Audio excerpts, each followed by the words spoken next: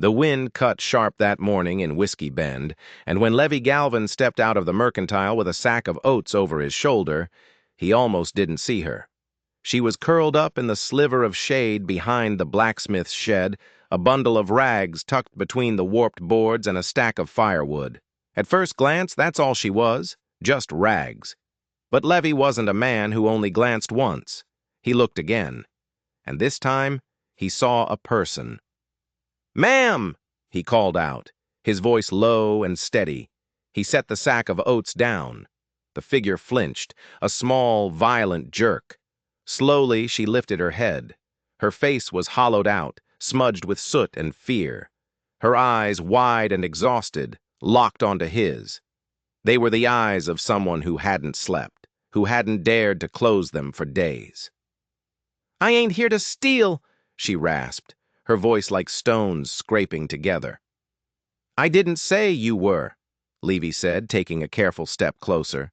He moved slow, the way you'd approach a spooked horse. "You hurt?" She shook her head, but then she winced, a tiny spasm of pain that told him she was lying. He crouched down, bringing himself to her level. The dirt was cold. "You got a name?" She hesitated. Her eyes darted toward the street, then back to him. For a second, he thought she was going to run. Then she whispered it. "Tessa." Just Tessa. The name hung in the air, incomplete. He waited for the rest, but it never came. "I'm Levy Galvin. I ranch a few miles west of here." He looked at her thin shawl, the way she shivered even though the sun was up. "You can't stay back here, Tessa. The nights are getting colder." "Got no place else," she murmured, her voice cracking on the last word. She pulled the shawl tighter, a useless gesture against the biting wind. Her boots were worn through at the toes. Her lips were chapped raw. Levy made a decision. It was fast, simple. It was the only one he could make. "My cabin has room," he said. Her eyes snapped up, full of suspicion. "Why?" "Because you look like you've been through hell," he said plainly.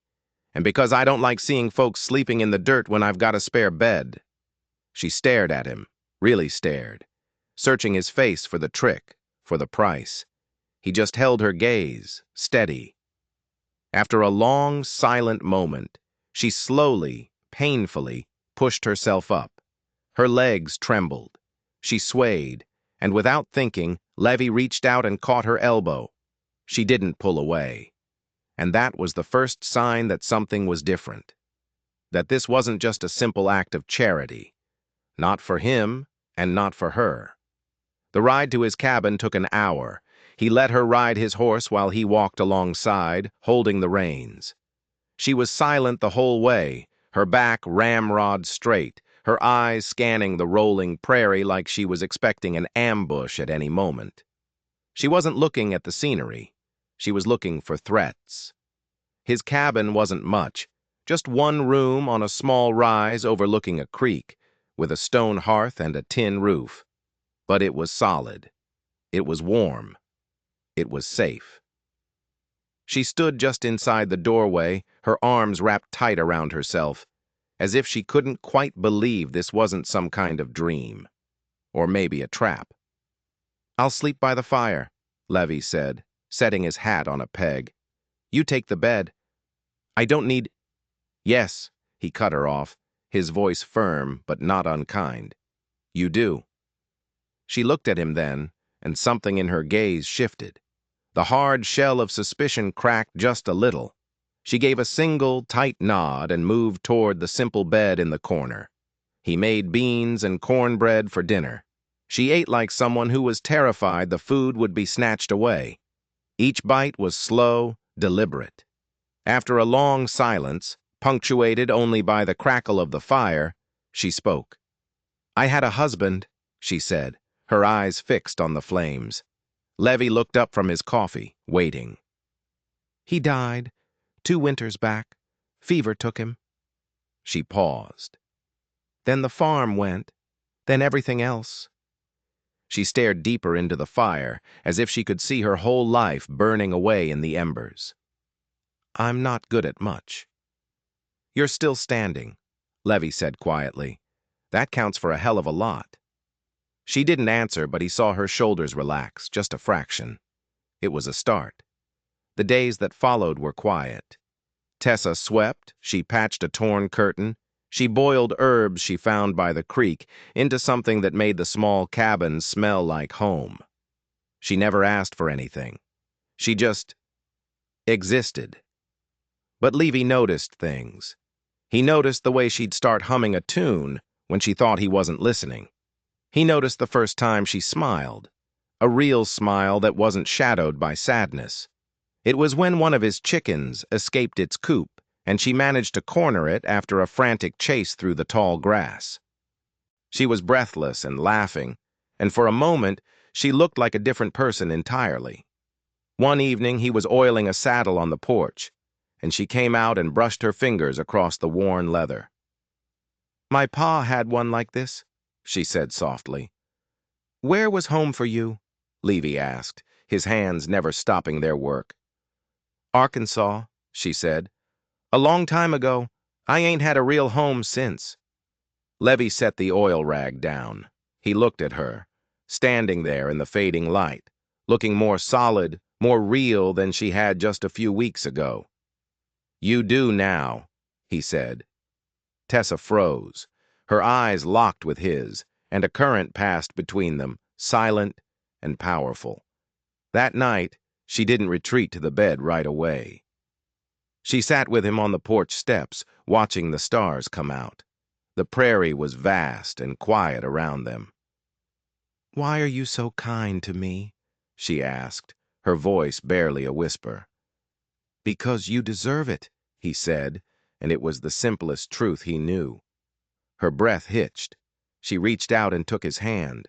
Her fingers were cool, but her grip was firm, and in the starlight he saw her smile again, a smile without any ghosts in it. It was just for him, and Levy knew, with a certainty that settled deep in his bones, that he was done for.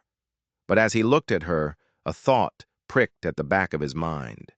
She was fitting in too well. It was almost too perfect. He pushed the thought away. It was probably nothing. Weeks turned into a month. The quiet routine of their lives became something comfortable, something sure. He taught her how to properly saddle a horse, and she showed him a better way to stitch a tear in his canvas jacket. They fell into a rhythm that felt like it had existed for years, not weeks. They were a unit. Then the storm came. It rolled in fast from the west, the sky turning a bruised purple.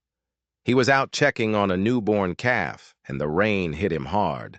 By the time he got back to the cabin, he was soaked to the bone, chilled and dripping on the wooden floor. She was there waiting for him.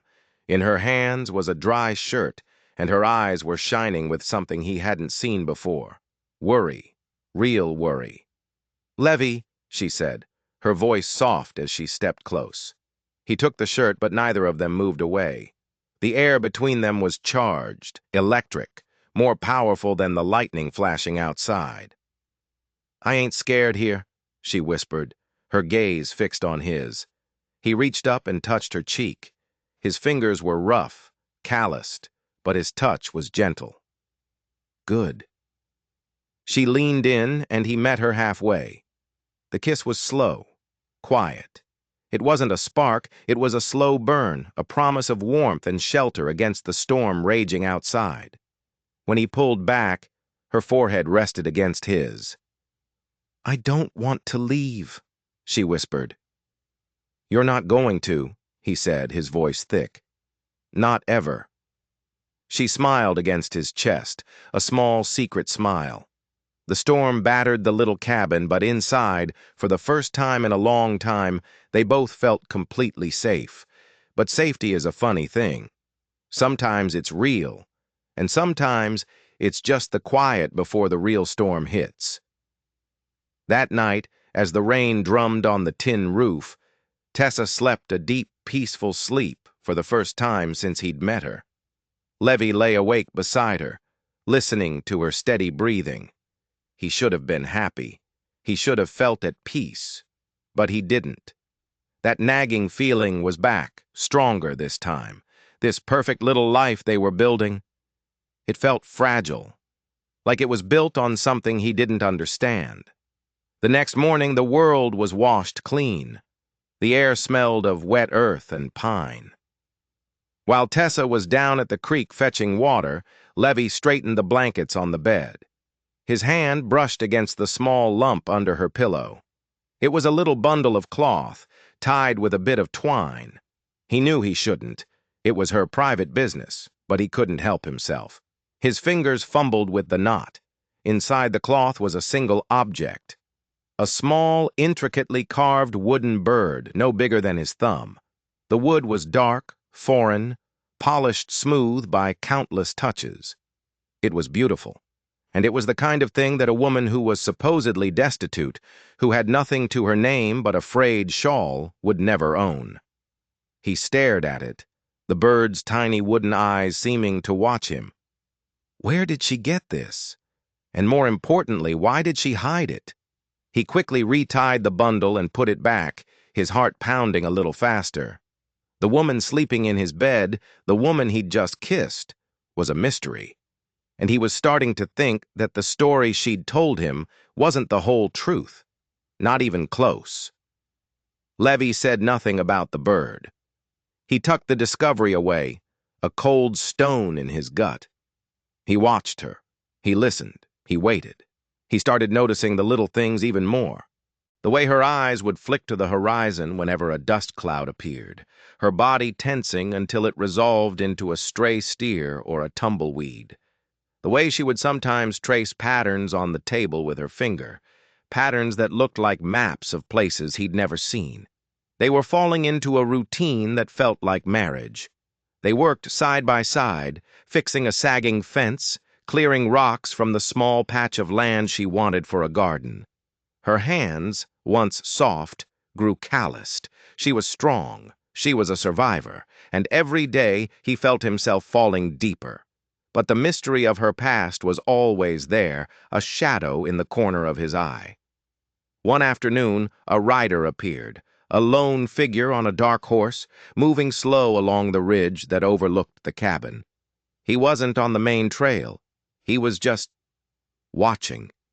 Tessa was outside, hanging laundry on a line Levy had strung between two trees.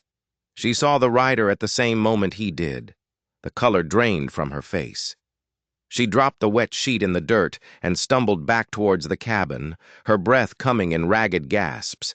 "Get inside," she hissed, her voice shaking. "Now!" Levy grabbed the rifle he kept loaded by the door and pulled her in, barring the door behind them. He peered through a crack in the shutters. The rider sat there for a long minute, a black silhouette against the bright blue sky. Then, as slowly as he appeared, he turned his horse and rode away. Levy turned to Tessa. She was huddled by the cold hearth, her whole body trembling. "Who was that?" he demanded, his voice harder than he intended. Tears streamed down her face. The dam of secrets she'd been holding back finally broke. "They found me," she whispered, rocking back and forth. "Oh God, they found me." "Who found you, Tessa? Tell me the truth, all of it." She looked up at him, her eyes wild with terror. "My husband," she choked out. "He didn't die of a fever. He was a gambler, a cheat. He got in over his head with some very bad men." Levy kept his face a mask, but his grip on the rifle tightened. "They played a game, high stakes," she continued, the words tumbling out. "My husband, he won big. But they said he cheated. There was a fight. They killed him." She sobbed, burying her face in her hands. "I was there. I saw it. I ran. I took the winnings. It was all we had. I've been running ever since." He knelt in front of her, prying her hands from her face. "These men. The one on the ridge. That was one of them." She nodded, unable to speak. "He's going to go back and get the others."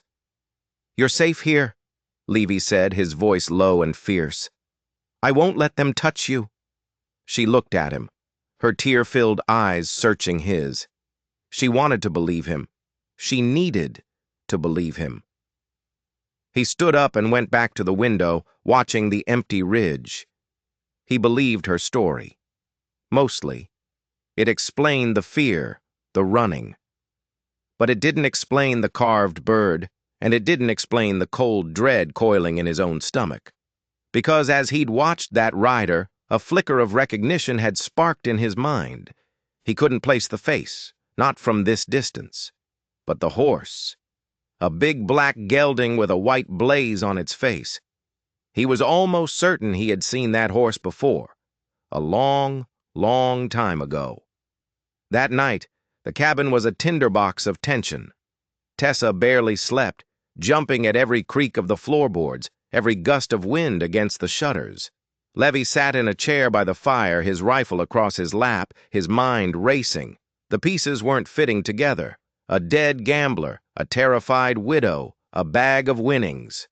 It was a common enough story on the frontier. But the carved bird, the rider on the black horse, they felt like they belonged to a different story. His story. He finally broke the silence. "Tessa," he said, his voice quiet in the darkened room. "My brother. I told you he was shot in a range dispute." She stirred from her fitful sleep, looking at him from the bed. "I remember." That wasn't the whole truth. He took a deep breath. He wasn't just a rancher. He got mixed up with the wrong kind of people. Outlaws. They used him, and when he tried to get out, they killed him. He paused, the old pain still sharp. "I've been looking for them for 5 years." Her eyes widened. She sat up, pulling the blanket around her shoulders. "Levy." "Describe them," he said, his voice flat. "The men who killed your husband. Tell me everything you remember." She started to speak, her voice trembling at first, then growing stronger as the memories came flooding back. She described 3 men. One was big, brutish, with a scar that split his left eyebrow. Another was small and weaselly, with eyes that never stopped moving. And the third, the leader. "He was cold," she said. "His eyes were like ice. He never raised his voice, but everyone was terrified of him." She said his name was Silas. As she spoke, Levy felt the blood drain from his face. A big man with a scar, a small, nervous one. And a cold leader named Silas. He knew them. He knew them all. They were the same men who had left his brother Daniel bleeding in the dust 5 years ago. It wasn't a coincidence. It couldn't be. The universe wasn't that small or that cruel. He stood up and began to pace the small cabin, his mind a whirlwind. "Tessa," he said, stopping in front of her. "We're not just 2 strangers who happened to cross paths. We're connected. By them." Understanding dawned on her face, followed by a new wave of fear. "You think they'll come for both of us?" "I think they're already on their way." A new energy filled the cabin. The fear was still there, but now it was mixed with something else. Determination. They weren't just victims anymore. They were partners. The next 2 days were a blur of activity. They weren't just waiting to be attacked. They were preparing for a war. Levy showed her how to load and fire the rifle. Her hands surprisingly steady. They barricaded the windows with the heavy wooden table and sacks of flour. He dug a shallow trench along the front of the cabin, a place to take cover. As he was digging, reinforcing a corner post for the fence, his shovel struck something hard with a dull thud. It wasn't a rock. He scraped the dirt away. It was wood. Old, rotting wood. He dug around it, his heart starting to pound. He lifted a small, splintered box out of the earth. The lid had mostly rotted away. He reached inside, his fingers closing around something small and smooth. He pulled it out and stared at it in his palm. It was another carved bird, identical to the one Tessa kept hidden under her pillow. He stood there, the shovel forgotten in his hand, the world seeming to tilt on its axis.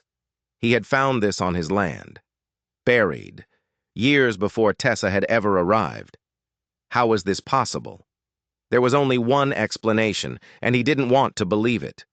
He walked back into the cabin, his boots heavy with mud and dread. He didn't say a word. He just walked up to Tessa, opened his hand, and showed her the bird. Then he reached under her pillow and pulled out her bird, placing them side by side on the table. Two identical, dark wooden birds. Her face went bone white.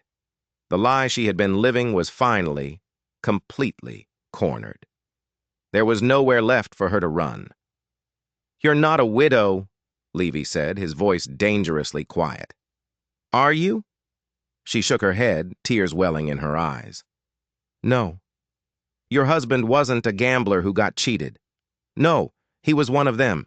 He was part of the Black Creek gang." The confession came out in a ragged whisper. Levy felt like he'd been punched in the gut. The Black Creek gang, his brother's killers. "The birds," he said, pointing at the table. "What are they?" "They were markers," she said, her voice shaking with sobs. "There was a robbery. A big one. A bank stage. My husband, he and your brother Daniel. They were supposed to split it with Silas and the others, but they decided to take it all for themselves." His brother. A thief. The world spun. "They buried the gold right here," she gestured wildly at the floor. "On this land. It was supposed to be their meeting spot, but Silas found out. He killed Daniel first. Then he came for my husband. I was there. I saw it all. I ran, but I didn't have the gold. I just had the marker, the bird my husband gave me. I knew the other one was buried here somewhere with the gold. I came here looking for it. I was using you, Levy. I'm so sorry. I was just trying to survive." The confession hung in the air, thick and suffocating. Betrayal. It was a bitter, metallic taste in his mouth. He had taken her in, cared for her, fallen for her, and it had all been a lie. She wasn't an innocent victim.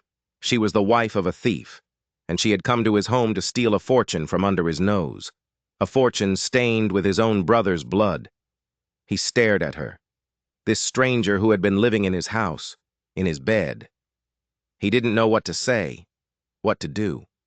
His whole world had been turned upside down twice in one day. His brother was a criminal. The woman he loved was a liar. And then he heard it. The sound he had been dreading. The sound of hoofbeats. Not one horse. A half dozen. They were coming fast. The time for lies and revelations was over. Silas and the Black Creek gang had arrived, and they had come to collect. The world narrowed to the four walls of the cabin. Outside, the hoofbeats stopped. A tense, heavy silence descended, broken only by the chirping of crickets who didn't know they were sitting in a war zone. Then a voice cut through the evening air, cold and calm. "Levy Galvin, I know you're in there, and I know you've got my property." It was Silas. Levy's blood ran cold. He looked at Tessa.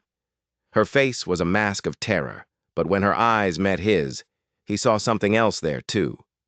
A plea. A promise. It didn't matter what had happened before. All that mattered was surviving the next few hours. "I've got no property of yours, Silas," Levy yelled back, his voice rough. A low chuckle answered him. "Don't play dumb, Galvin. I'm talking about the girl, and I'm talking about my gold. Send her out, tell us where the chest is, and we might just let you live." Levy glanced at the two wooden birds on the table. This was all because of them, because of a box of stolen money. "Not going to happen." The reply was a splintering crash as a bullet tore through the wooden shutter, burying itself in the wall just inches from Levy's head. The siege had begun. For the next hour, it was chaos. Gunshots echoed across the valley. Bullets chewed through the log walls. Levy and Tessa moved like ghosts in the dark cabin, firing back through the cracks in the shutters. He was a good shot, calm and methodical, but Tessa surprised him. She wasn't a panicked victim. She loaded the spare rifle with a grim efficiency, her hands never shaking. She was a survivor, all right. She'd been fighting for her life for a long time. During a brief lull in the shooting, Silas's voice came again, closer this time. "You're just making this harder on yourself, Levy. You should have stayed out of it, just like your brother should have." Levy froze. "What did you say about my brother?" "Daniel!" Silas shouted, and there was a cruel amusement in his voice. "He was a good man to have in a fight. Not too bright, but loyal. At least for a while. He and that snake marrow thought they could cheat us. They learned their lesson." Levy's mind reeled. Silas was talking about his brother like he knew him, like they were partners. "You're lying!" Levy yelled, a desperate edge to his voice. "Am I?" Silas laughed, a horrible grating sound. "Ask the girl. She was there. She saw it all. Daniel wasn't some innocent rancher caught in the crossfire. He was one of us. He helped us plan the whole damn robbery. The gold was his idea. He was just too greedy to see it through." Levy turned and looked at Tessa. Her face was pale in the moonlight slanting through the bullet holes. She wouldn't meet his eyes, and in her silence, he found the devastating truth. His quest for vengeance, the righteous anger that had fueled him for 5 years. It was all built on a lie. His brother wasn't a victim. He was a thief. He was part of the Black Creek gang. He had died because of his own greed, trying to double-cross his partners. The rifle felt heavy in his hands. Everything he thought he knew, everything he thought he was fighting for, had just been blown to pieces. Silas, the man outside, wasn't just his brother's murderer. He was his brother's partner in crime. The man he was trying to kill was the same kind of man his brother had been. The line between good and evil, between justice and revenge, blurred into a meaningless gray. "Levy!" Tessa's voice cut through the fog in his mind. It was quiet, but sharp as a razor. "He's trying to break you. Don't let him." He looked at her. The liar, the thief's wife, the woman who had used him. But her eyes were clear. She wasn't asking for forgiveness. She was stating a fact. "It doesn't matter what Daniel was," she said, her voice gaining strength. "It doesn't change who you are. Are you going to die here tonight because of their lies, or are you going to fight?" Her words hit him harder than any bullet. She was right. The past was a wreck. His brother's memory was a ruin. But he was here, now, and he was alive. His fight wasn't about avenging a saint anymore. It was about surviving the sins of the past, his brother's, Tessa's, all of it. It was about living to see the sunrise, a new kind of fire ignited in his chest. It wasn't the hot, clean flame of vengeance. It was a colder, harder fire, the fire of survival. "The cellar," he said, his voice low and steady. "Under the floorboards." Tessa's eyes widened. "The gold?" "Forget the gold," he said, pulling at a loose board near the hearth. "It's a way out."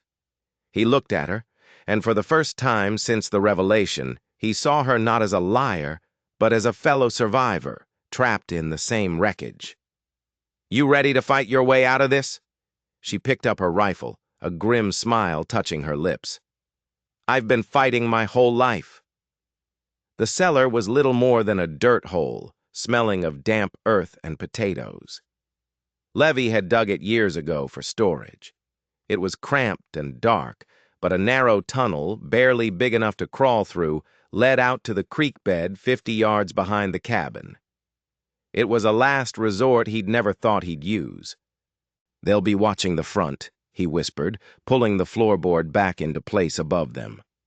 The sound of gunfire was muffled now, but still constant. "They'll think we're pinned down." They crawled through the suffocating darkness of the tunnel, the dirt crumbling around them. It felt like being buried alive. Levy went first, his rifle pushed out in front of him. Tessa was right behind, her breathing steady in the blackness. When he finally pushed through the tangled roots at the tunnel's exit, the night air was a shock to his lungs. They were out. They were hidden in the deep shadows of the creek bed. From here, they had a clear view of the back of the cabin and the men surrounding it. There were 4 of them left, including Silas. They were using the trees and a small rock outcropping for cover, firing methodically at the silent cabin, waiting for a response that would never come. They thought they had their prey trapped. They had no idea the prey was now the hunter. "You take the two on the left," Levy breathed, his mouth close to Tessa's ear. "Wait for my shot." She nodded, her eyes glinting in the faint starlight. She rested her rifle on the edge of the creek bank, her movements sure and practiced. There was no fear in her now, only cold, hard focus. Levy lined up his shot on a big man with a familiar scar splitting his eyebrow, the man who had haunted his nightmares for 5 years. He took a slow breath, let it out, and squeezed the trigger. The crack of his rifle split the night. The big man grunted and fell. Before the others could react, a second shot rang out from Tessa's rifle. One of the other men cried out and crumpled to the ground. Chaos erupted. Silas and the remaining outlaw spun around, firing blindly into the darkness of the creek bed. They had no idea where the shots had come from. They were exposed, confused. "Again," Levy said. They fired together this time. The third man went down. Now it was just Silas. He was pinned behind the rock outcropping, alone.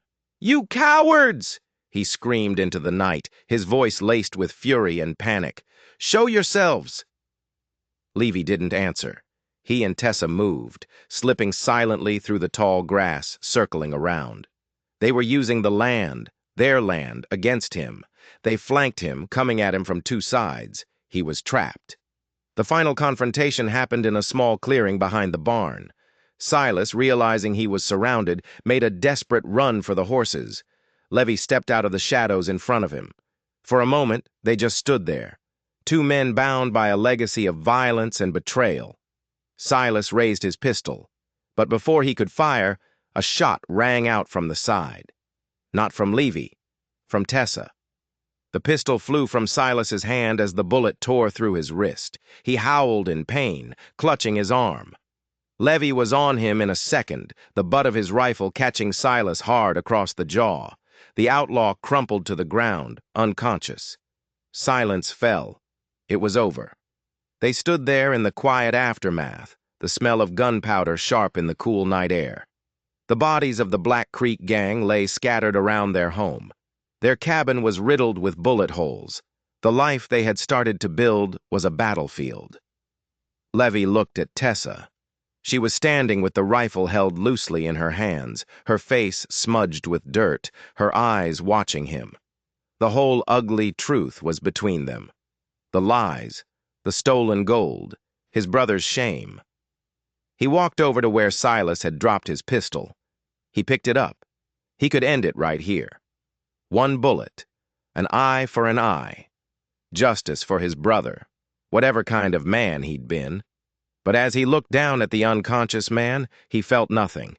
No satisfaction, no righteous anger, just a profound emptiness. Killing him wouldn't change anything. It wouldn't bring his brother back. It wouldn't erase the lies. It would just be one more body on the ground. He tucked the pistol into his belt and walked back to Tessa. He didn't know what to say. Where could they possibly go from here? As if reading his mind, she spoke, her voice quiet but clear. "The gold is still under the floorboards." He looked at her, then back at the cabin. A fortune in stolen money was sitting in his house. Enough to start over, to go anywhere, to be anyone they wanted. But it was blood money. It was the reason for all of this. "It's not ours," he said. A slow smile spread across her face. It was the first real smile he'd seen since she'd told him the truth. "No," she said, "it's not." The sun was just beginning to rise, painting the eastern sky in shades of pink and orange. The new day felt like a question. What now? A neighbor, Old Man Hemlock from the next valley over, must have heard the shootout. Just after dawn, he rode in with the town sheriff and 2 deputies. The story they told was simple, and mostly true. Outlaws had come looking for Tessa. They had tried to take the ranch. Levy and Tessa had defended their home. They didn't mention the gold. Not yet.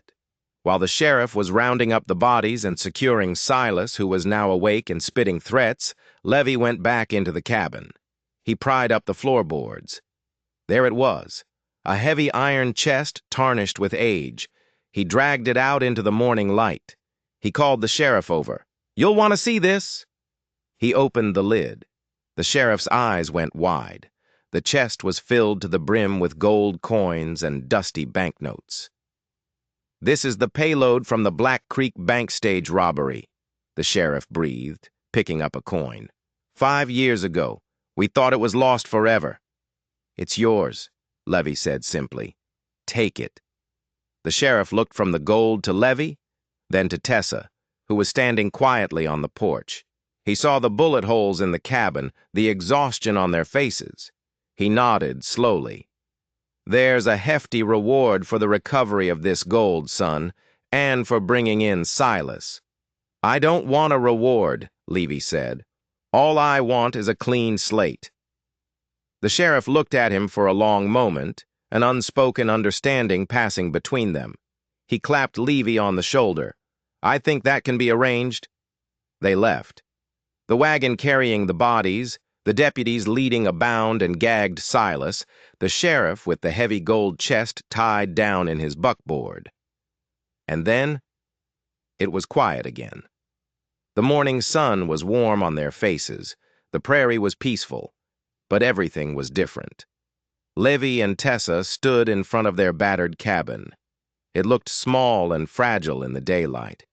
They were surrounded by the wreckage of their pasts. "I can leave," Tessa said softly, not looking at him. "You don't owe me anything."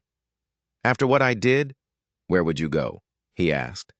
"I don't know. Just away. Start over." "You can start over here," he said. She finally turned to look at him, her eyes searching his face.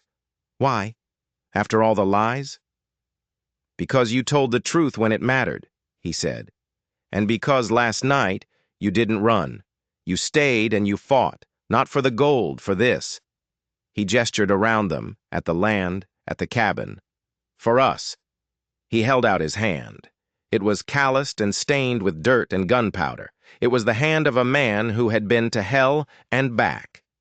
She looked at it for a long moment. Then, slowly, she placed her hand in his. Her hand was just as stained, just as tired, but together they felt strong. They rebuilt. It was slow, hard work. They patched the bullet holes in the walls, one by one. They fixed the splintered door. They planted the garden she'd wanted. The rich soil turned over to welcome new life. They didn't talk much about that night or the time before. They didn't need to. The truth was out, ugly and complicated, and they had chosen to build on top of it anyway. The seasons turned. The scars on the cabin faded, covered by climbing vines. The land healed, and so did they. One evening, sitting on the porch watching the sunset, he turned to her. "I want to marry you, Tessa," he said. Not a question, a statement. Tears welled in her eyes, but this time they weren't from fear or sorrow. "Are you sure?" she whispered. "My name, my past." "Your name is whatever you want it to be," he said, taking her hand. "Your past brought you here. Our future starts now." They were married by the circuit preacher a month later, under the shade of a big cottonwood by the creek. There were no guests, just them, the prairie, and the truth. Years passed. The cabin grew, a new room added on the side. A little girl with her mother's eyes and her father's quiet strength played in the yard. They named her Marion. The neighbors knew them as the Galvins, the folks who had survived the Black Creek gang shootout. They were respected. They were quiet people who had built a life from nothing. And they were right. They had built it from nothing. From the ashes of lies and violence, they had built something true, something strong, something to last. Sometimes, when the wind was just right, Levy would stand on the porch and look out over the land. His land. Theirs. He knew the ghosts of the past were still out there, buried with his brother, locked away with Silas. but they didn't have power over him anymore. He had found his own kind of justice, not at the end of a rope or the barrel of a gun, but in the quiet, steady rhythm of a life well lived, a life he had almost lost, and a love he had found in the most unexpected and dangerous of places. If you enjoyed this story and want to hear more about how the most complicated truths can lead to the simplest kinds of peace, don't forget to like this video and hit that subscribe button. You never know what secrets are buried just under the surface.